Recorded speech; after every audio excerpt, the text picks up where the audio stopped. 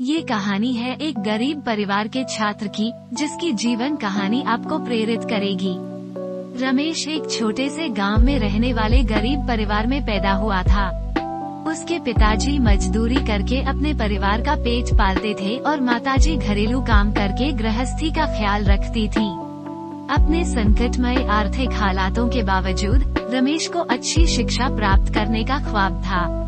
रमेश एक बहुत मेहनती और उत्साही छात्र था। उसके दिल में अध्ययन के प्रति गहरी लालसा थी।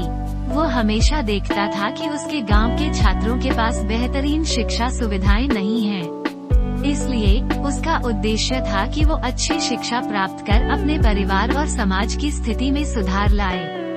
रमेश ने अपने अध्ययन में कठिनाइयों का सामना किया। उसके परिवार की आर्थिक स्थिति के कारण उसे किताबें खरीदने की व्यक्तिगत सुविधा नहीं थी। फिर भी उसने अपने अवसरों का लाभ उठाने के लिए लाइब्रेरी में समय बिताना शुरू किया। वो नई जगहों की खोज करता और अनजाने लोगों से बातचीत करता, जिससे उसका ज्ञान विस्तार होता गया। एक दिन रमेश ने एक साहित्यिक प्रतियोगिता में हिस्सा लेने का मौका पाया। वो खुशी से उछल कूद मचाते हुए इसमें भाग लिया। दौरान उसने देखा कि उसके प्रतियोगियों के पास बहुत सारी किताबें और संसाधन हैं, जो उसके पास नहीं थे।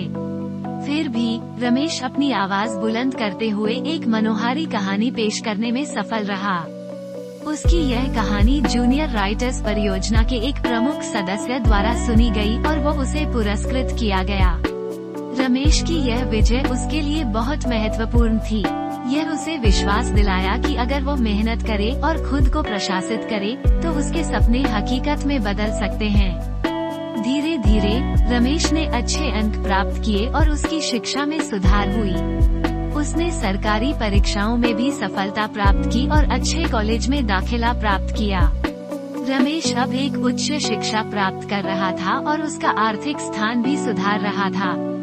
आज रमेश एक प्रख्यात इंजीनियर बन गया है।